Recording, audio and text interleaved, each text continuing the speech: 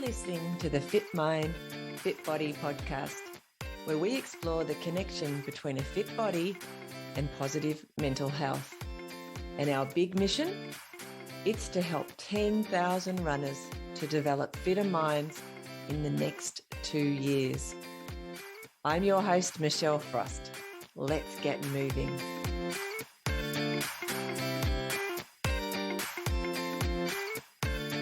Welcome to episode number 32 of the Fit Mind, Fit Body podcast.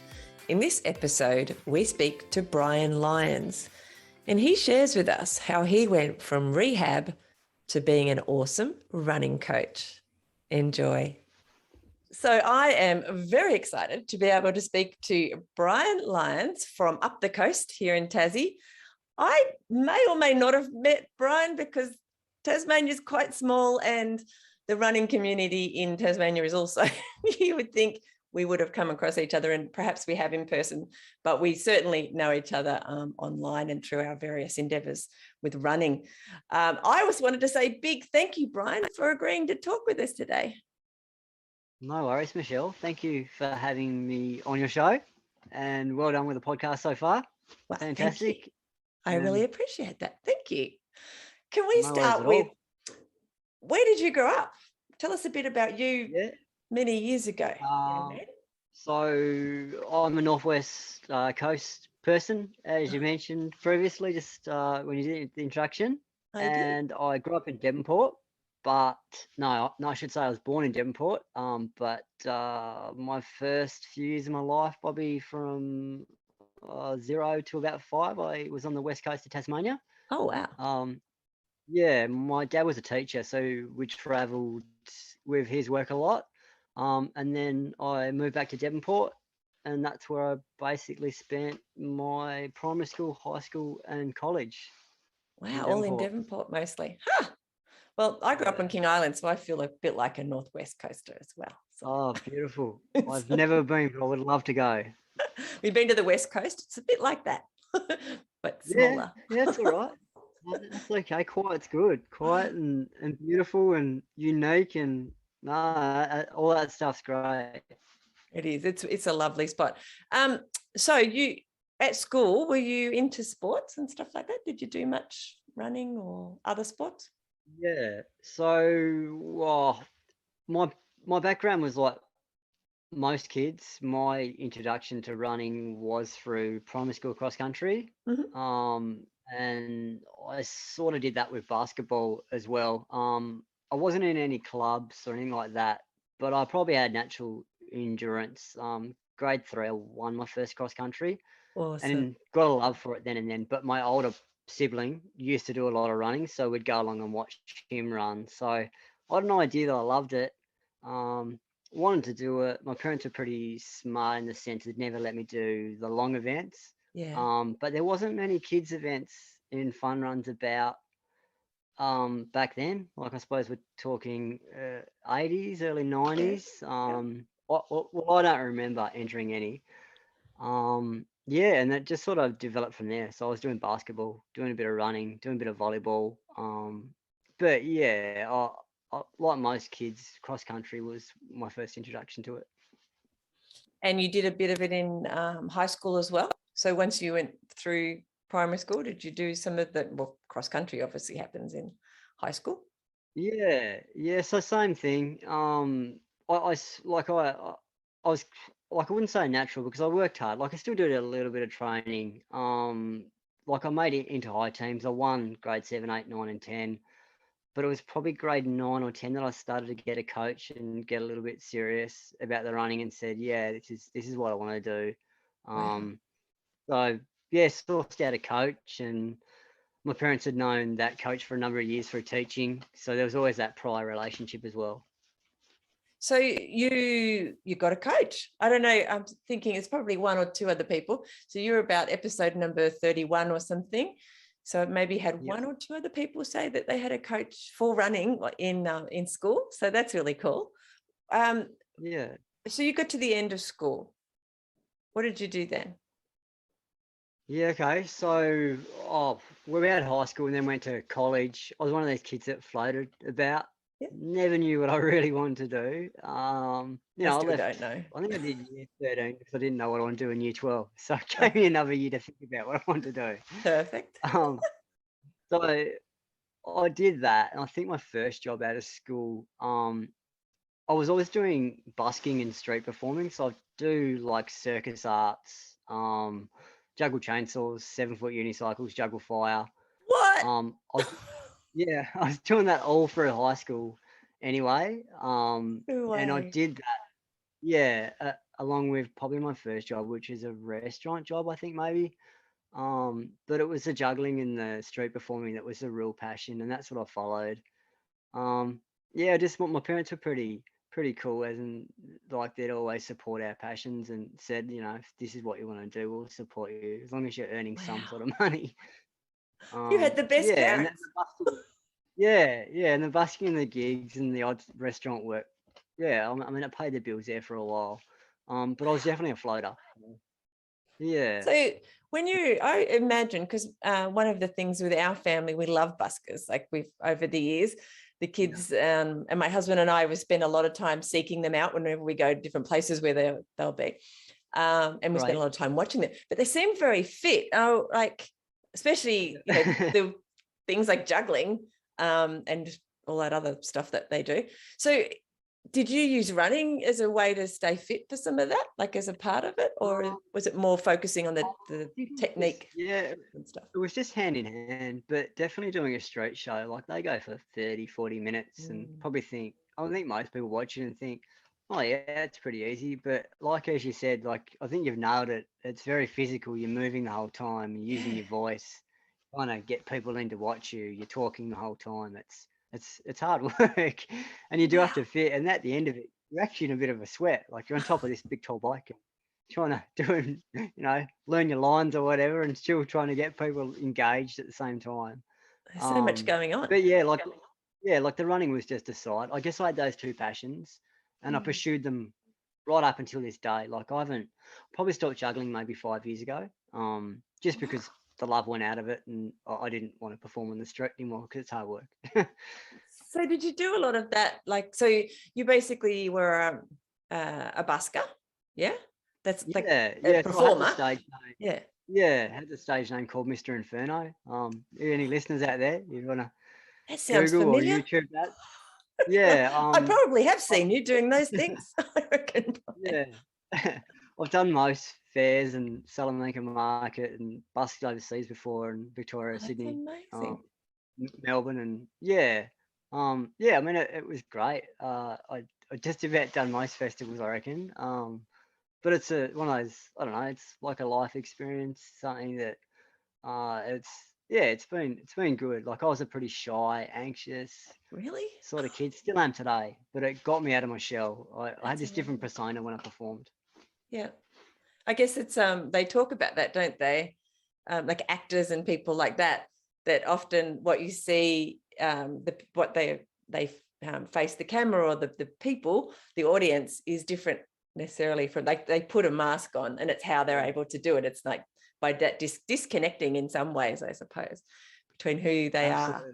off stage or when they're not Yeah, acting. Mm, and that's how I that's felt. It was it was the excuse to be a clown and a dickhead, and you could get away with it. Well, most things anyway. So yeah, and they paid you it's for great. it, so it's even better. Yeah, absolutely. So, so you said you stopped juggling about 5 years ago, or you stopped the Yeah, performing? Hmm. yeah. It was just, I just, those things where you just know it's time to move on. Hmm. I think it was just a gradual, like a gradual different. My life was going in a different direction. I wanted to do different things, Yeah. and I mean, it's a great, I don't know, skill or party trick to have per se.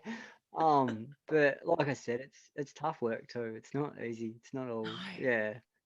So, and it But sounds like if you stopped about 5 years ago, that was probably good when it comes to COVID, because I would think yeah. there'd Oh, be and a that's lot yeah. less gigs now. Yeah, and that's such a brilliant thing to bring up. I was just chatting to a busking friend the other day, and I was thinking, I don't think he does it anymore. And we were thinking it's like cardless society too. Like, Mm. Oh, or true. cardless, like it's a cashless Cashless. society. Yeah. Yeah. I knew what you meant. How many people carry cash now? The art will die if we're not careful, or So you can't yeah. exactly, I don't know, get a pace swiper. So I don't know what the answer is.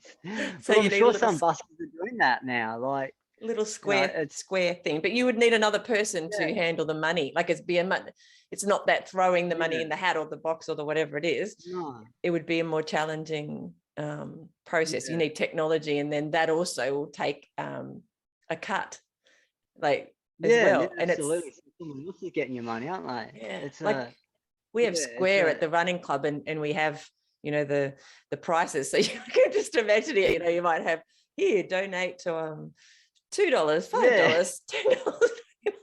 $50, That's and right. occasionally you would get $50. You'd get the God, odd person that would throw that money in, yeah, but yeah, it's a different world, and I tell you what, and I hope that we never lose this art because yeah, it's amazing. Street performing's, I'm biased again, but of course. it's an amazing art, and I just wish that my kids will see it eventually. So yeah, So you have kids? no, There you go. um, If, yeah, but if I ever had any kids, I would hope that they would but see it. if That you have any yeah, children, then you would hope that they would say it. I was thinking, wow, yeah. having a juggler as a dad would be really cool. Can you I've got imagine? my partner's got kids, and they love it. So Well, there you go. So yeah, you've got an already yeah. pre-made audience, is what I'm hearing. Absolutely. Yeah, yeah, they seem to get Mr. Inferno to juggle a bit. That's very cool. Do you know, this is probably not something I've ever told anyone, which is kind of funny. It's a thing in my family. Families have stories. My mum was a single mum, and she left a friend of hers to babysit us once when she went out on a date. And there was 4 of us children, and he was the juggler, and he taught us Oh, how wow. to juggle, but with like our forks and food, and like we just made a mess. It was so it's kind I of can imagine. a running story in the house that this mess was made because she left us with this friend of hers who was good at that stuff, Fantastic. not necessarily with kids, but No, I love it. I think it's great. Yeah. anyway, we No, had fun. it's a good skill to have. It's a fantastic skill to have. So, okay, you don't juggle anymore as a profession, or you're not busking as a profession No, anymore. no, So no. you, It's yeah. Like I said, I came out of retirement just for my girlfriend's partner's 40th or something, and then I haven't juggled again for another year. So it's been once in about 3 years or something. Like if someone comes up to me and go, I've got something, I think about it, then come back to them. So and if yeah. someone throws something to you, you're pretty good at catching it. Oh, sometimes. Oh, what? I thought you'd be a sure thing. All right, so you stopped the busking, and what replaced the busking in your life? Yeah, okay. So I I went back to TAFE and started to be an aged carer. Oh yeah, So did that, like off and on. So that was happening as well when the juggling was happening as well. So there's a lot of mixes going on. yeah. So I did that for about 10 years. Not sure if you're familiar with aged care. Oh, a But the little bit. Like main, I've had a grandmother in aged yeah, care, for example, and things like that, and some friends yeah. who've worked in aged care. Mhm. And I love the work. I love the people with the job, but the job is just so hard for what it is, a lack of staff, and you Yeah, always feel like you're under the pump. And not that I'm afraid of hard work, I'm not, but in that profession, it was hard work and it was yeah. stressful too. But yeah, I mean, I once again, life experience has taught me lots of stuff, and yeah, there's nothing like when you're in the middle of an aged care ward and it's a bit crazy and there's things going on. So yeah. It's a funny one. So that sort of, yeah, yeah. That's something that I did for probably 10 years, and once again, life led me in another direction. I tried something else, but What else did you try? oh geez, after that, worked in a mushroom farm maybe for a short bit. Cool. Uh, yeah, I what love else have I mushrooms. done? Yeah, yeah, I really same. do. No, I love mushrooms. They're one of my they're favorite amazing. They veggies. grow. Yeah, like we'd go to work and you'd think you'd be able to pick or weigh a certain amount of mushrooms and they grow really quickly. So like there'd be another shed ready, so you'd never know when you'd leave. You think, oh, I'm in here for 6 hours. 10 hours later, you're still at bloody work. So Holy moly. yeah, That's no, they're crazy. definitely amazing. But yeah, between that and then I did full-time study there for a while. So I know that you mentioned mental health and those Yep. sort of things, and I think drug and alcohol goes hand in hand in that. Mhm. So I'm not sure if you're familiar, but I had my own issues with drug and alcohol No. over the years. And so yeah, I actually had a stint in rehab for a short bit, Yeah. and well, my first stint anyway. And then my the guy who was in charge of the facility there said, "Oh, look, I think you should go into community services. I think you'd be perfect." And so I did Cert 3, then Cert 4, and then did my diploma. Yeah. And yeah, that's my direction there. So that took up my time for a fair bit. And as I said, I was juggling that and doing a bit of juggling and for a bit of pocket money as well on the side.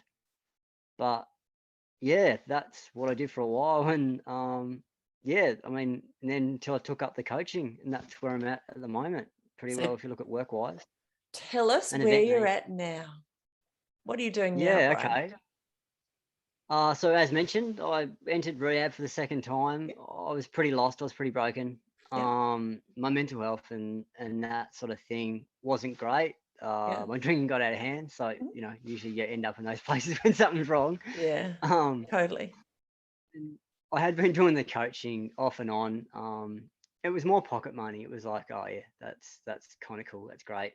Someone came up to me. I had this business called Everyday Lions, but I'd never really put myself 100% into it, Yeah. mainly because I knew I couldn't trust myself because I had to be,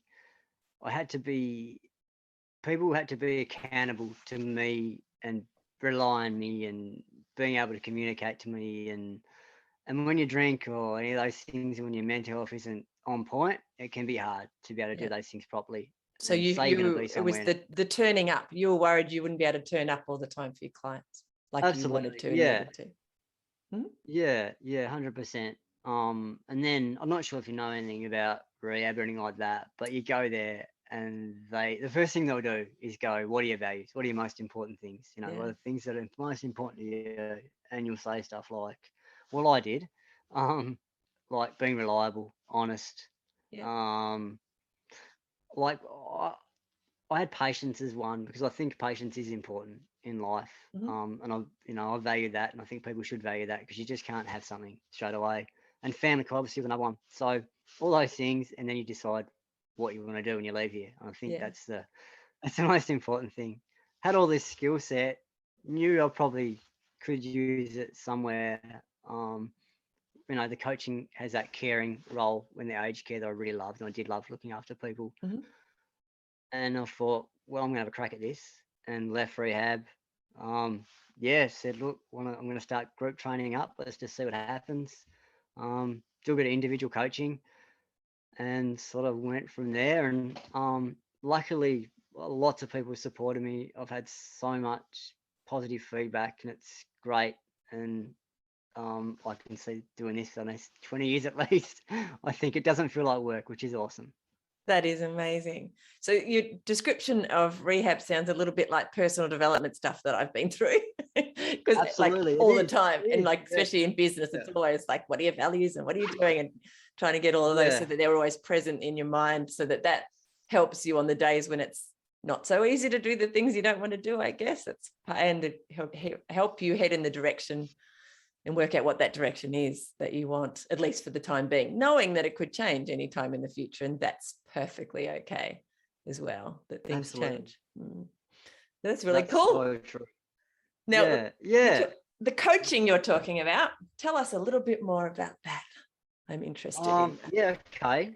So, I mean, if you look at the Everyday Lines model, we have 8 week, 12 week, 16 week, Mhm. and yearly online programs. So Mhm. anyone who wants to run any event from 5K up to an ultra, crazy Yeah. people you are.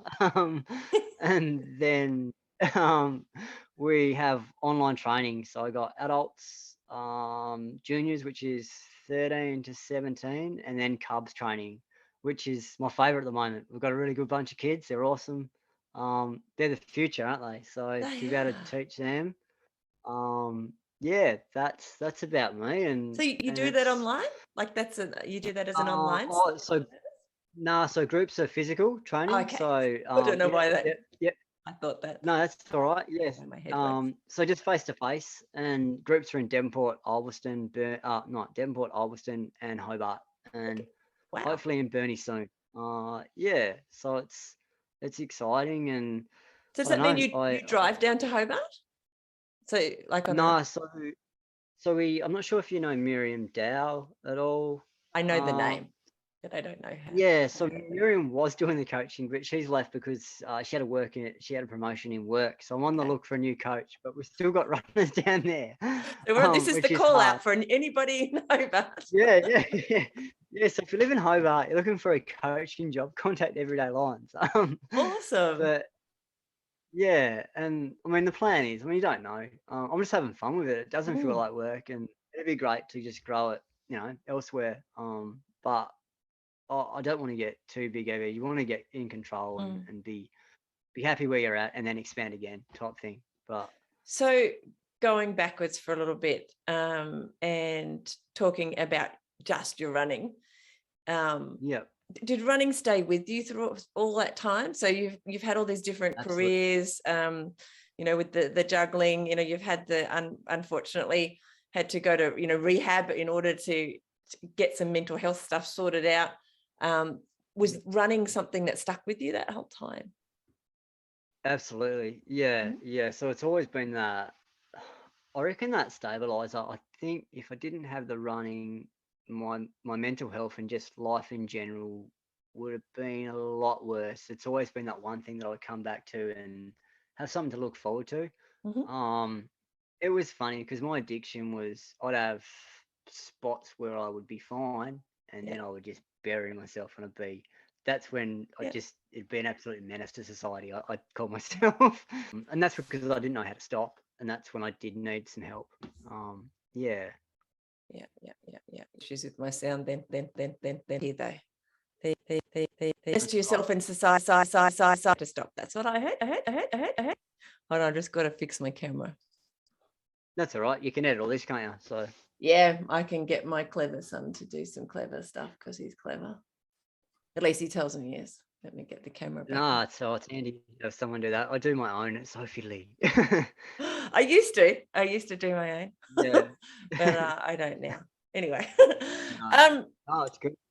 so that being able to use running as you said, as a stabilizer, I really liked that word in that context, because I mean, you're talking about extremes, but I feel like, with this COVID thing, we've mentioned COVID already once, there are people going through so much extreme emotional stuff, even if they're not the ones in lockdown. Like, I think the whole world is being Yeah, affected and their anxiety levels are going up and things like that. And I truly believe if they went for a run, it would help stabilize those emotions and bring them back to a level that was useful for them rather than, all over the place. So it's 100%. interesting to hear Yeah. how it worked for you. Yeah, I just think it was, I don't know, we talk about, or people listening to this podcast may have heard that it, every time you go for a run, it sort of, what is it, endorphins get released. Yeah, I think it's that high, isn't it? You get that. And you do. it's addictive too. And I don't know, maybe, well, not maybe, I know I've got addictive personality. So it's something that I think I enjoyed it anyway. And then I was chasing that high Yeah. anyway. But going back to the drinking, I think that the drinking itself too was that, chase that high, and then I Mm. would have a high running, so I'd drink because I wanted to continue that high. And a high will never last in running. You'll have to come back down Yeah. eventually. You'll have it, a couple of hours. But sometimes you want it to continue a little bit more. Yeah. um, yeah, I think the two. I don't know if that makes sense to you. The two went hand in hand together. Yeah, that's interesting. Because for me, personally, I find like I've had many years of training for marathons through winter. And so I actually chose not to drink very much because as it is, I drink currently like 1 glass of red wine a week. I'm not very, I wasn't like that in my youth, but there was something about the training for marathons, and it kind of I went, well, I want this to be good. And I think actually, to be honest, I can remember very clearly in my 20s doing a 5K race with the running club with a hangover, and that was the last time I did that. Yeah. It wasn't very nice. I just remember that's not nice. the really dry mouth, and I was like, this isn't fun. So although I think I also have an addictive personality, it just doesn't show up with drinking, but shows up in other things in my life probably. So which is maybe some runners have addictive personalities, which is an interesting thing as well. It's interesting. I think most people are, aren't they? They're addicted to something. Necessarily not good or bad things. I think coffee or exercise, running, gym, whatever. Yeah, that's it. It's replacing sitting on the couch and watching the telly as well. Facebook, even social media. Getting one of the things I like in stuff that I've done in the past, it's people getting, they just want to be comfortable. They're not very good at getting uncomfortable, and they're almost addicted to being comfortable, if that makes sense. Whereas people who take on things like running, they get used to being uncomfortable, and in fact it's something that they enjoy in the end. And probably actually, you were describing your busking and how, even though as a shy person, that would, every time you would have performed, it would be stepping into an uncomfortable space initially. And that's, and I keep on going back to the drinking, but I think that's where the drinking developed too, because it eased my anxieties. Suddenly I could talk to girls or be confident or be not that person who was a little bit reserved in the corner. The drinking helped with that, and I've liked it, and I love getting drunk. I love that feeling of, woo. But it's the next day that, like you mentioned, that shit, that's horrible. Yeah. Not nice. How do you deal with that now? Are you drinking now? Do you drink now? Is that No, so nearly 2 years sober in well the done. middle of, thank you. Yeah, in the middle of October. Yeah. My life wouldn't be the way it is today. Yeah. If I was drinking, I wouldn't have been able to do what I've done. And plain and simple, a person who shouldn't drink shouldn't have one drink, because I have 20. It's how do you, what's replaced? I don't want to say what's replaced it, because I'm sure but obviously you've put things in place in your life to make that something you choose every day, to not have a drink. So you've put stuff in place. Does that include the running, I suppose? Does it support that now rather than the other way around? It's funny, because I went into rehab learning the first time that running wasn't the answer to get sober.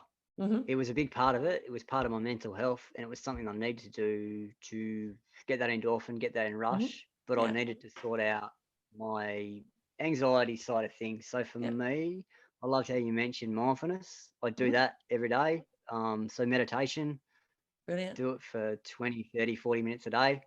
I don't know. You've probably talked about it on this podcast, and anyone who's not familiar with it, just concentrate on the breath between your nostrils and your upper lip, and I haven't actually been into the description of it at all. So go ahead. Go and share. So that's it basically. And you just concentrate on that, and you try not to, it's normal to go away from that. It's normal to daydream. It's normal to think about what's going on in your life.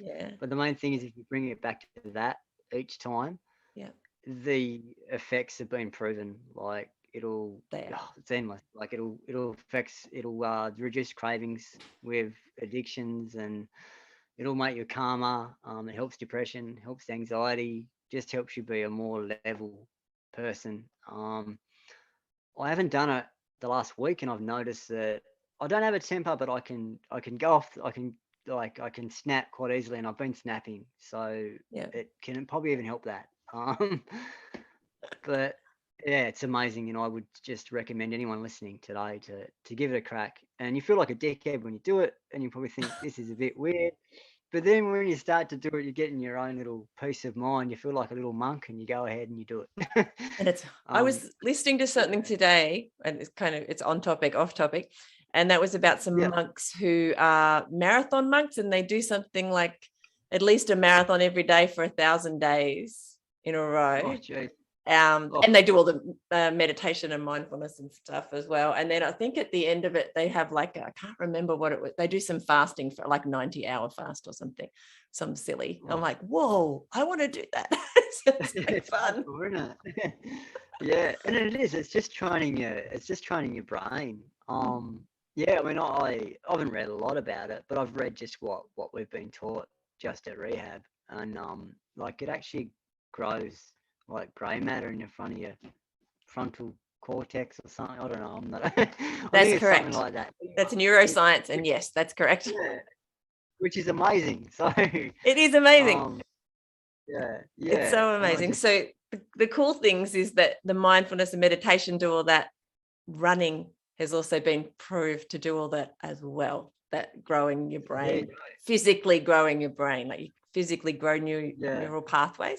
You actually get smarter when you're running. So okay. I didn't know that. Well, that's good. That's good to know. Right. So I've probably been doing it without realize I'm doing it. I think so. Which is a great place to be, isn't it? Yeah, and we'll both of us know just how much better you feel when you're running. You know, your sleep and your appetite and just feeling good about yourself. It's that general I don't know. What am I trying to say? It's like a feel good, like it's a self-worth. That's what I'm. Yeah, I just think you get physical changes as well, and it's just nice. You know, it's a good sport. And it's simple. It's one of those things that's quite a simple process. It's just one step in front of the other, and something where most of us are built to do. Absolutely, like we can all run, pretty much all of us. Yeah, I always get people to tell me they can't. I haven't read it. I've been meaning to read it. Born to Run. Apparently, that's quite a good book. It is a good that book. talks about that, isn't it? That's that. We're born to do that. So, that's a great book, actually. Yeah. So when you're running, Brian, what kind of things are you thinking about? Like, you don't have to give great big detail. What kind of things do you think about? No, I go through a lot of things. Well, lately it's just been how I can grow this business. To be honest, that takes up a fair bit of my time. Think about my girlfriend. Think about her kids. What else? Parents. Just life. Just what I'm gonna eat.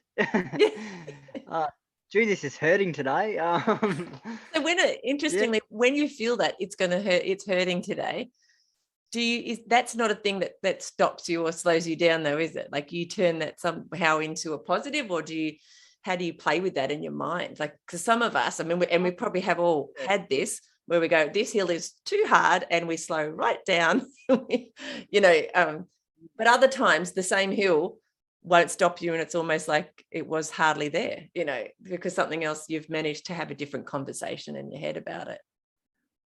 Yeah, absolutely. I think I think when I do feel that way, I'm pretty like, I think about what goals I've got or what's coming up, and consequential thinking, I guess they call it. So I think about what's happening in the future, and then I go, oh yeah, that's toughen up, harden up, can't be that long. And sometimes I just walk too if I can't be bothered. Like, I'm at that stage now. Years ago, I would not be hard on myself. If I'm not feeling like running 25k, I'm not going to do it anymore. I'll just say there's no point. At least I'm out. I'm moving, as my girlfriend would say. You're moving, Brian. You're doing something. So and that's important, actually. Yeah. It's better than nothing, isn't it? Totally. Yeah. Well, it's way more than better. I think it's the way things are supposed to be. Yeah.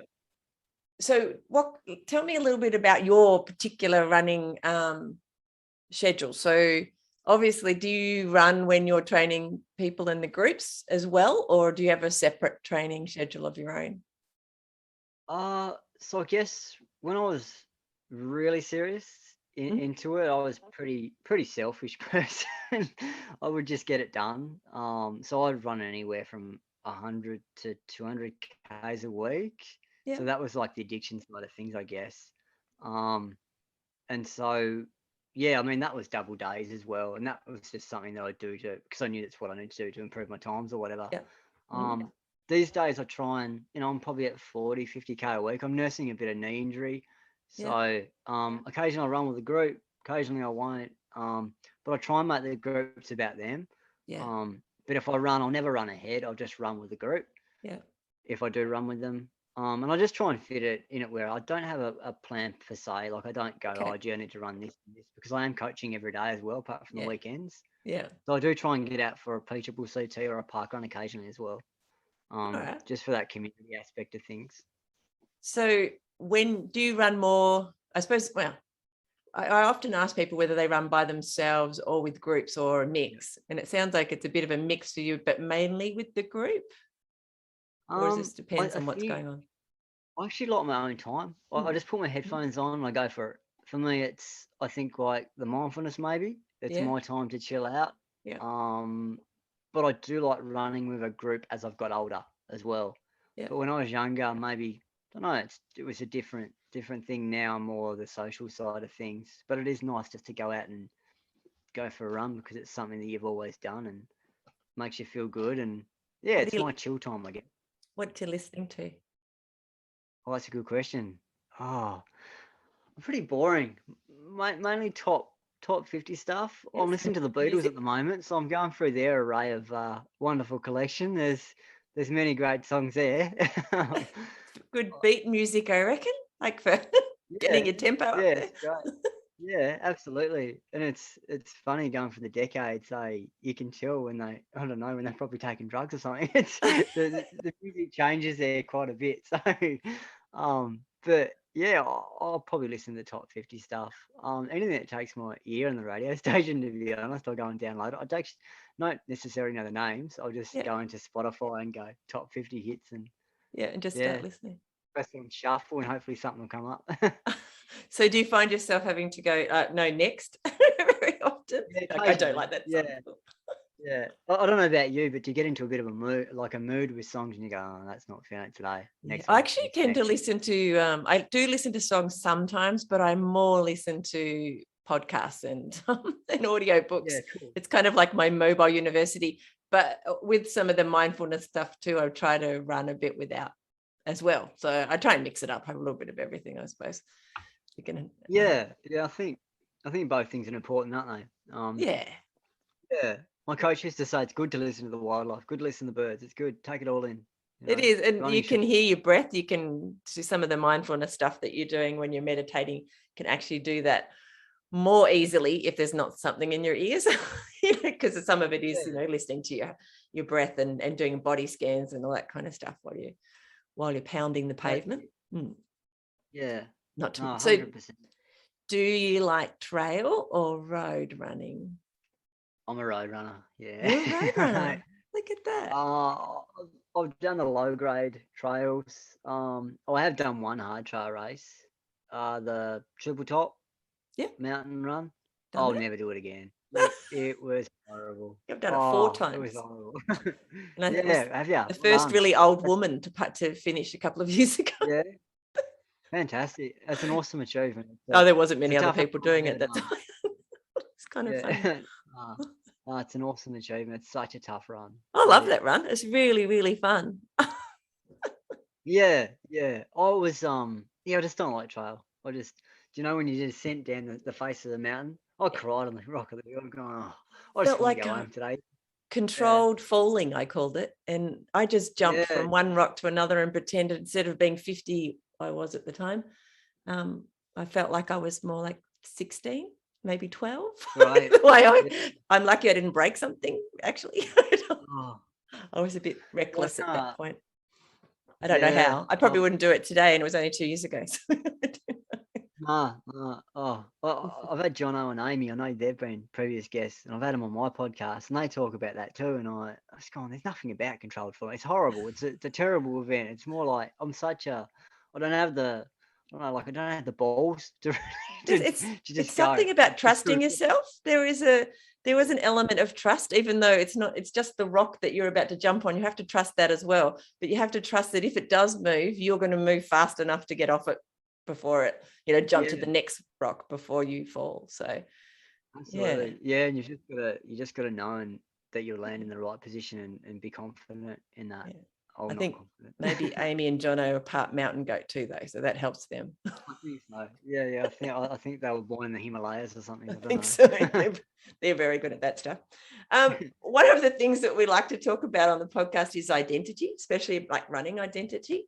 So it sounds to me like you've probably always thought of yourself as a runner, or at least a fit person who's a moving person who does lots of that kind of stuff. Yep. So you've probably already, like, your brain, well, you tell me, have you always thought of yourself as a runner, do you think? Yeah, I think so. Mhm. It's a great question Mm. because I don't know whether I've thought about myself as a runner because that's what other people have thought about myself as a Mhm. runner. I don't know Yeah, whether it's because, and it's funny because I have people that come to me and say, "Oh, I'm not a runner." yeah, Nah, exactly. everyone's a runner. Everyone's a runner. Doesn't matter how fast, how slow, whatever you do, you're out there, hey? You're still running. Doesn't Yeah. doesn't matter. And whether people have labelled me a runner because I do look like a runner. I'm tall and thin or whatever. Mhm. But it's funny, and maybe I have thought myself as a runner because they've probably told me that. But yeah, I'd probably call myself a runner. Sorry, I hope that It's, made sense. it does totally make sense, because I too, I can remember, I mean, I ran at school, and then I had a few years off during that period with the alcohol and stuff and having my first couple of kids, and then started running again when I was about 25, 26. But at that point, I can remember thinking, can I call myself a runner yet? Because I'd not run for ages, and like, am I a runner? I can run around the block now. Am I a runner yet? So there's this funny Yep, conversations that go on in our head. And a lot of it does actually have to do with our perception of how other people perceive us rather than how we perceive 100%. us, which is interesting. Um, in saying that, one of the things we often move on to in this identity conversation is how that is affected then when you have an injury. You were saying that you've had a bit of some knee niggles and stuff. Have you ever had injuries that have literally put you out of action for, a couple of months or something? Yeah, yeah. So, probably my most major one was shin splints. Mm-hmm. That was just a training load issue, and it Yeah. sucked. Yeah. Yeah, it sucked. All I wanted to do was run, and I Yeah. couldn't. So the next best substitute was pool running. So I Yeah. could still run on some aspect, but it wasn't like running. It was No. it was horrible. So then the thoughts that are going through our minds, it's actually quite difficult to deal with when our identity is so, that's really the point of that, the identity conversation is, when is it so attached to something that can be taken away from us so easily?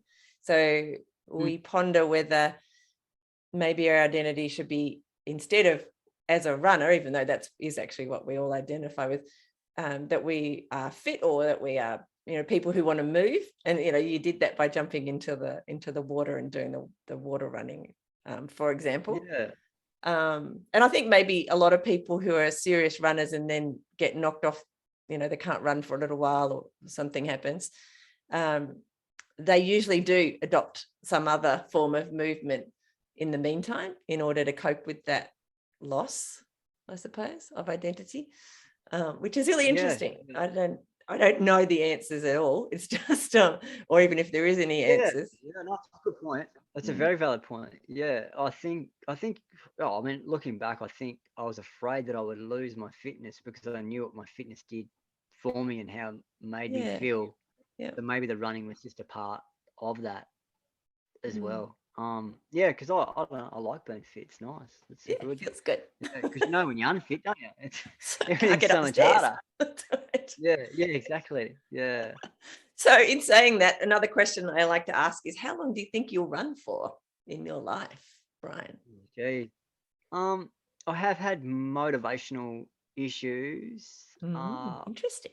especially in the last 4 or 5 years. It's only because I think I have been running since I was 7 or 8, or whatever it is, Wow. 9.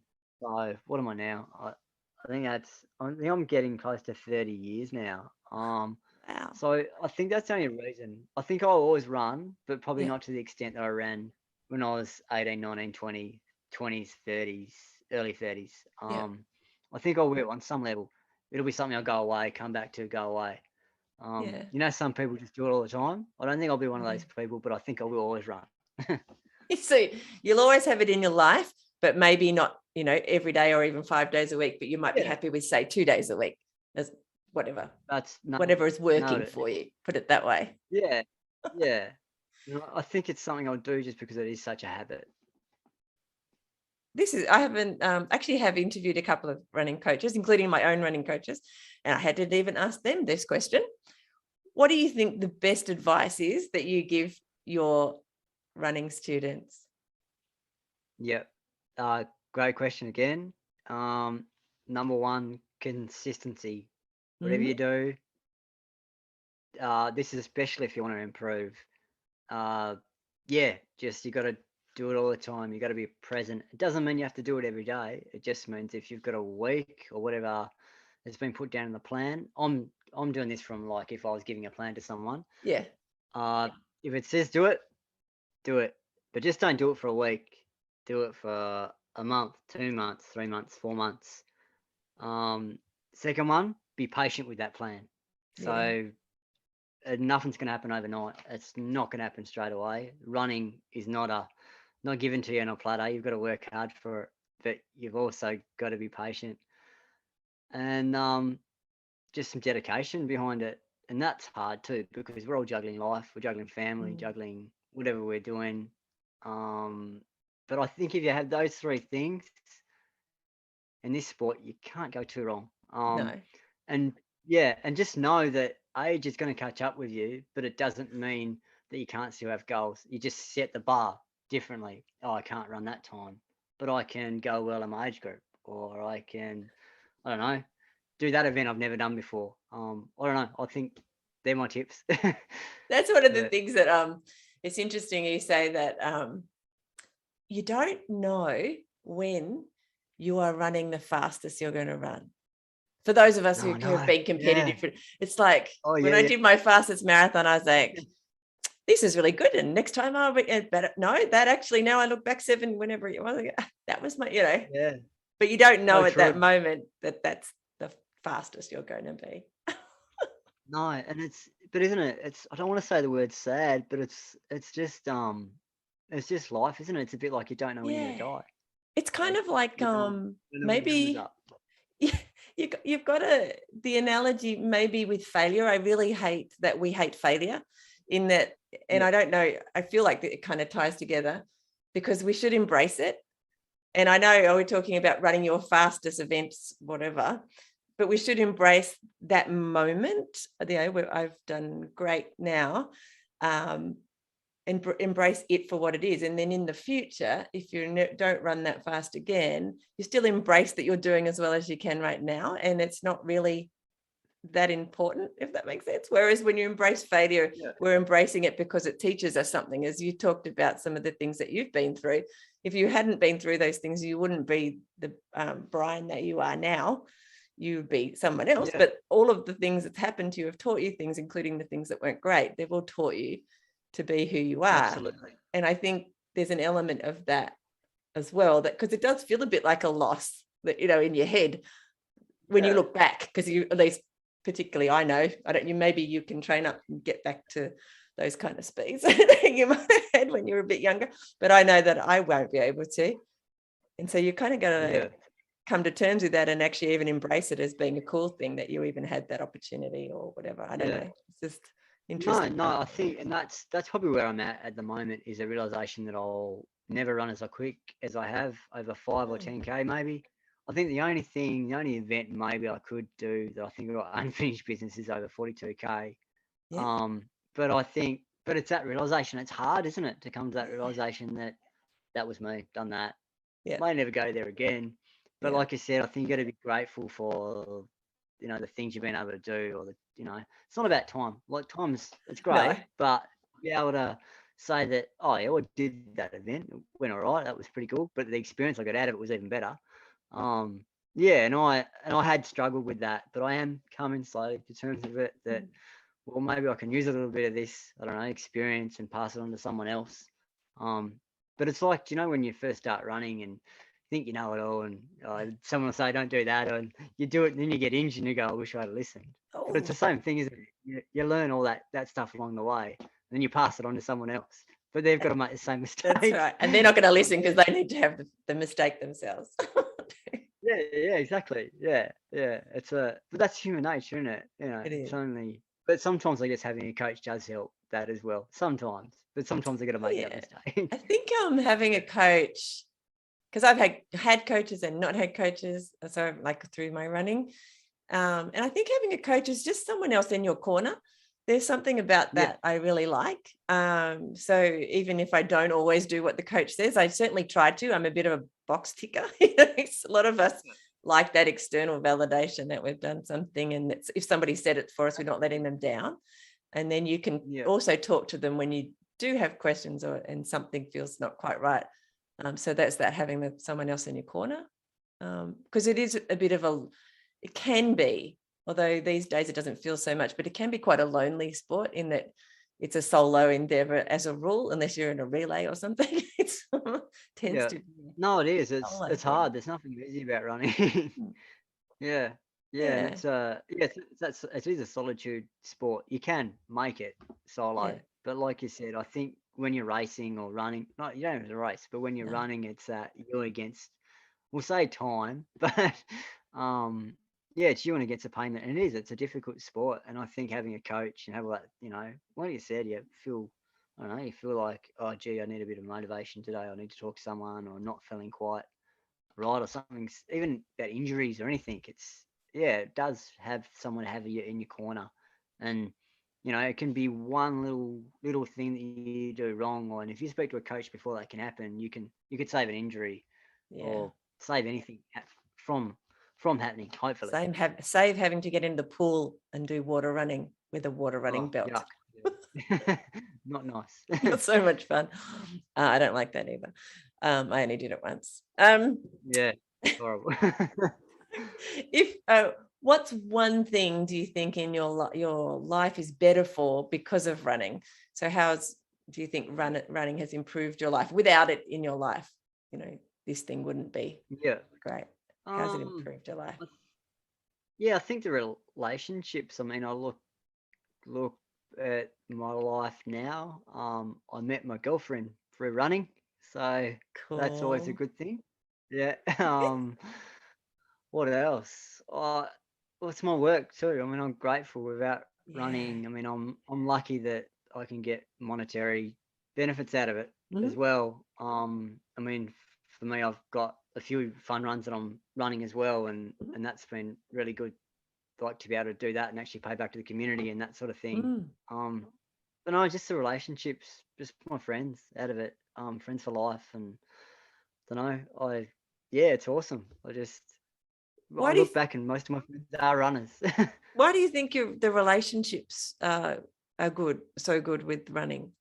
Or you found that? What do you think that's about? I think because we are on the pavement a hell of a lot, and you do talk a hell of a lot. Like when you're running, all sorts of stuff comes up, as you know. I do. Talk about your bowels and your work and like even tiny little things that seem to mean nothing and maybe would not normally come up in like a coffee conversation seem to come up when you've been running for 12 kilometers or something.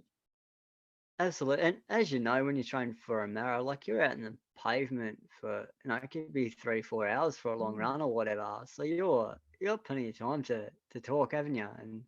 And support, and even someone even doesn't have to say anything when you're on a long run, just to know that they're there.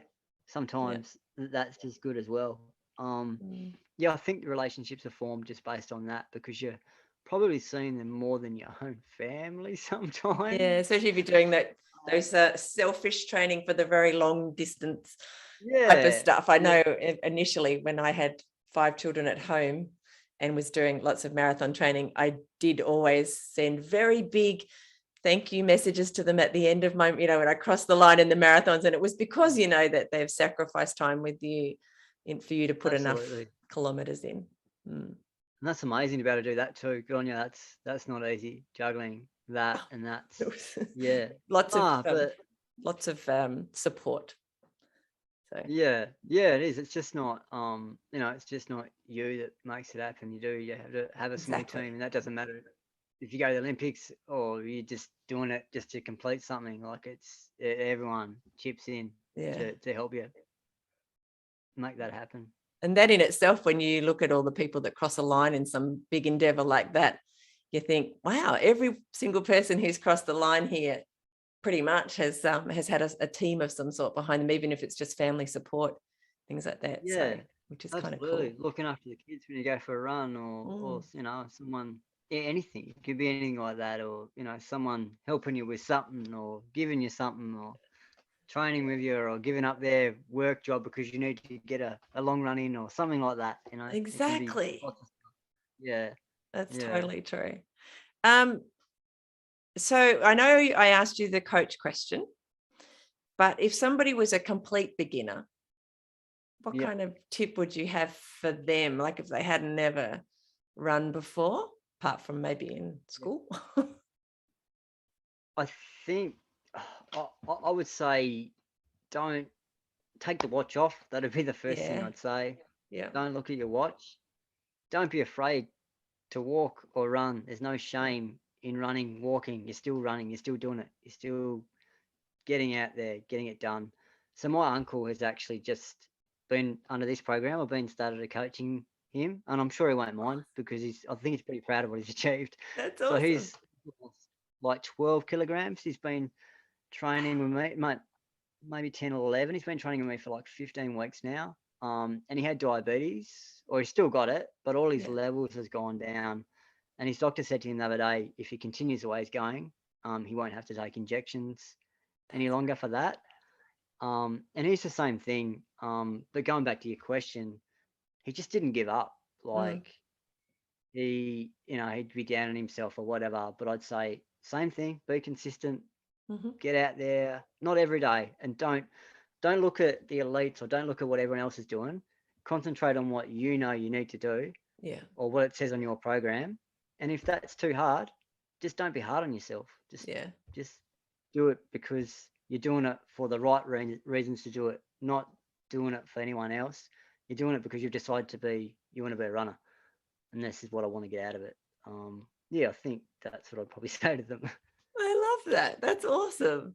Wow. No. It must be awesome to see your uncle, making those steps and getting such amazing results and feeling good. He's a different person. He's just got so much. I don't know. You can tell he's proud. He's proud of what he's achieved, and it's just really good. And for him, it's that, like, he's got he's got a few people at home. He's got his kids living with him or whatever, and they've got their kids there at the moment. And so for him, it's a time to get out of the house. And for that hour, he can do what he wants to do for 3 times a week. But he's got the bug. He's looking at videos and YouTube, and he's messaging me every day. It's great, and it's like we've been able to have that relationship again and build on that. And I feel like I've got to know my uncle again, which is awesome. Oh, that is amazing! What a gift. Yeah. It's just awesome, and he's going to my fun run next weekend, and it'd be good, and it'd be great. So what fun run? This will probably come. This will be published after your fun run. But what fun run is it? What fun runs do you run, and which one's coming up? So I got this one coming up on Saturday, 21st of August. It's called the Hudson 365 Light Night Glow Run. So runners and walkers wear glow sticks and all those sorts of things. And it's nighttime. It's nighttime. And hopefully it'll be this awesome spectacle in the Devonport foreshore, and I'm hoping that it just lights up the night sky. And then just the Everyday Lions Great Train Race is my other fun run, which is held in April. Both are only in their first year, but once again, it's given me something to focus on, put all my energy into that thing, pay back to the community, and just have fun doing it. So it's great. That's awesome. I love those runs. We'll make sure that we'll put those out there a bit as well, because I think thank you. Definitely worth supporting, even though the night one will have happened by the time this episode goes out. That's all right. There'll still be one coming in April, everyone in Tassie. Yes. And if COVID slows down a bit and we let more people in, they can come from anywhere. Worrying, isn't it? Just don't know how the world's kind of go from day to day. We don't. It's all a bit anxious for some people too. They need to go for a run to make sure that they can keep their anxiety down. So I've already chewed up so much of your time, Brian. Before we go, is there something about running and mental health or just running, whatever, that you think we haven't covered in our time together? I don't know. I just think if you're listening to this podcast and you're sitting on the fence, whether you should go for a run or not, or, you're not running as much as you should, I don't know. I just think you should look at runners. I mean, in general, just look at this park run movement and just even go along to park run and have a walk. And I mean, this is probably not mental health related, but just go to your local park run and find out, and you'll find out so many mental health stories and what it's done for their life. That's about it, I think. Yeah. Park runs had big plugs on this podcast. I'll start at LAC, PCCT, any of those. Yeah. Launceston Athletic Club. They've all got Facebook pages, and it's just an awesome community, and I don't reckon you'll regret it. Yeah, there's that's one thing that a lot of people have been saying, and they found that the running community, either whether it's at Park Run or that at PCCT, I think I might have put one extra C in there, or the Launceston Running Club, or the clubs in Hobart, or the Launceston Running Buddies. There's so many of them in Tasmania. Yeah. It's quite a big thing. But whenever you find a group of runners, they're usually very welcoming, even if you just just starting. They really want to help you to get there. It's not like a competition. It's more the more people that we can help introduce to running, the better we feel. And I know that's not just me and it's not just you, Brian, but I find that everywhere in our running communities that we're both part of, that's very much a part of it. We're very welcoming and wanting people to come in and get started and help as much as we can. Couldn't agree more. Yeah, and I would say that, remembering when I first joined, how many people would help me or wanted to help me. It doesn't matter what standard you're at, doesn't matter. If you don't be afraid to ask for it. They'll probably even give it to you because they just love helping people, most of them. And just find your niche. I mean, we're lucky just in Devonport, there's a group you can run with every single day of the week here. That's awesome. I did not know that. Doesn't cost you a thing, which is amazing, which says a lot for the sport and says how much it's grown, especially this last 10 years. It so does. Yeah. And as you said before, it's probably thank you to Parkrun. A lot of the, how long have they been around now? They might not be quite. Are they 10 years? I think they're quite. I think Launceston's more than you. Yeah, I think you guys are 7 or 8 years, maybe. Yeah. Even longer. I don't know. Yeah. We're in 2012 or 2011, so it might be 10. Might have just been 10 years. Anyway, doesn't matter. So. If you're listening to this, there's probably a park run not too far from you. That's it. They're everywhere. All right, I'll say a big thank you again. Just stay on because I'll have a quick chat with you after the recording as well. But massive thank you for sharing all that wisdom and being so vulnerable with us as well, Brian. I think it's really inspiring, and what you're doing as well over there in Devonport with your up the coast and in Hobart. We need a coach for you in Hobart. All that stuff that you're doing, it's awesome, and I applaud you. So well done. Thanks for having me on, and good luck with the podcast. And thank you. Yeah, awesome. You said you have a podcast. What's your podcast called? Yeah, Everyday Lions podcast. So similar to just like to interview runners. It doesn't have a mental health topic or in that. Probably more running, but if we get off topic, even better, I reckon. Get to find out a bit more about people, don't you? So we can find that in every good, not bookstore, but podcast app. Yeah. I've been a bit slack lately. The last one was probably about May or something. But just have a Google. I suppose if you get on Google, you'll find the Everyday Lions podcast is about, 50 episodes there or something. That's awesome. And you have a website as well. Yeah, so if you head over to if you head www.everydaylions.org, you'll see everything that I do. And it's LYONS as opposed to LI, like the lion. It is like a lion instead of, there you go. Yeah. I'm glad that I clarified that. That's okay. I'll put a link in the show notes for you as well. Thank you so much. It is a pleasure. Thank you again. Don't go anywhere. Just Thank you for listening to the Fit Mind, Fit Body podcast. I'd love to talk to you about your running journey. So send me a message on Facebook or on the website and let's do it. For a bunch of resources on mindful running that will help you get and stay mentally and physically fit, head over to the website fitmindfitbody.co and I'll see you there.